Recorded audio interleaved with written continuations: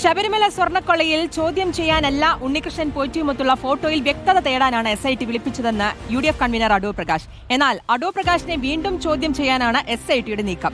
അതേസമയം ശബരിമലയിൽ നിന്ന് കട്ടെടുത്ത സ്വർണ്ണത്തിൽ പ്രതികൾ പറഞ്ഞ മൊഴി കളവെന്ന് BSSCയിൽ നടത്തിയ അന്തിമ പരിശോധനാ ഫലത്തിൽ തെളിഞ്ഞു.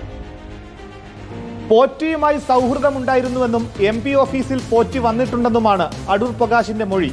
അടൂർ പ്രകാശും പോറ്റിയും തമ്മിൽ സാമ്പത്തിക ഇടപാടുകൾ ഉണ്ടോ എന്ന് അന്വേഷിക്കുകയാണ്. ഇടപാടുകൾ കണ്ടെത്തിയാൽ വീണ്ടും ചോദ്യം ചെയ്യും. പരിചയം തുടങ്ങുന്നത് വോട്ടർ എന്ന നിലയിലാണെന്നും ഉപഹാരമായി പോറ്റി നൽകിയത് ഈന്തപ്പഴം മാത്രമാണെന്നും അടൂർ പ്രകാശ് SITക്ക് മൊഴി നൽകി. സ്മാർട്ട് ക്രിയേഷൻ CEO പങ്കജ് ഭണ്ഡാരിയെയും സ്വർണ്ണ വ്യാപാരി ഗോവർദ്ധനെയും പരിചയമില്ലെന്നാണ് മൊഴി.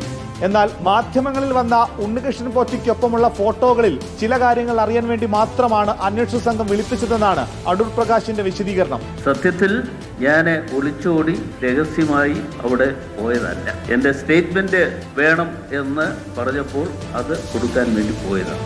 അതേസമയം ദ്വാരപാലക ശില്പത്തിലെ സ്വർണ്ണപ്പാളികളിൽ നിന്നും കട്ടിളപ്പാളിയിൽ നിന്നും നഷ്ടപ്പെട്ടത് 989 ഗ്രാം സ്വർണ്ണമല്ല എന്ന് ശാസ്ത്രീയ പരിശോധനാ ഫലത്തിലൂടെ തെളിഞ്ഞു.